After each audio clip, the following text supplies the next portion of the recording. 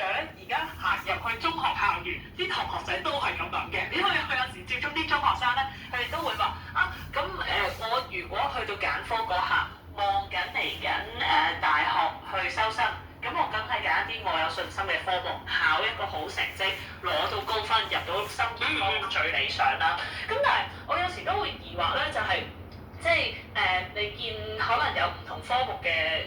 即係收生啊，或者標準上面咧，可能都有既定要求嘅，特別一啲數理科啊，或者一啲同科學相關嘅學科。咁呢啲時候我就有覺得咧，如果我係應屆 DSE 學生咧，我都會有啲難取捨啊，即係點算咧？係硬住頭皮去讀完之後話俾人聽嗱，我有呢個數理嘅能力㗎，所以你收我啦。定還是咧用其他科讀完之後就話，你睇下我都唔錯嘅，不如你都考慮下我，究竟係用咩取態咧？係啊，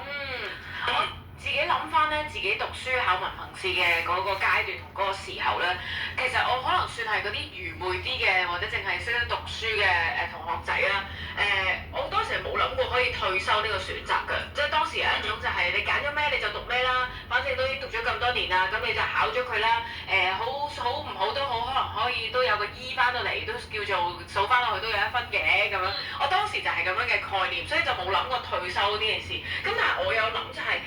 同學仔會識得，好似啱啱大家講有策略地考呢一個嘅文憑試，其實通常都係可能老師啦，又或者出去補習嘅時候，一啲補習所謂名師咧，去提醒佢哋啊，其實有一個更加快捷啲嘅方法，令到佢哋可以達到一個好啲嘅成績同埋效果。其實會唔會都係呢個即係唔同嘅老師俾唔同嘅意見同學仔，所以先至慢慢成為咗一個趨勢咧？係啊，冇錯。其實呢個情況咧就係話，即係你都睇到越嚟越多人咧係有呢個嘅退休嗰個嘅即係。或者突然間咧係有啲嘅科咧，就算係之前揀咗咧都唔去考咧，嗰個嘅慢慢變咗一個風氣啦，都覺得有呢個嘅自由咧，亦都唔覺得係一回事咧，自然咧嗰個嘅即係退選嘅情況就會係多咗嘅。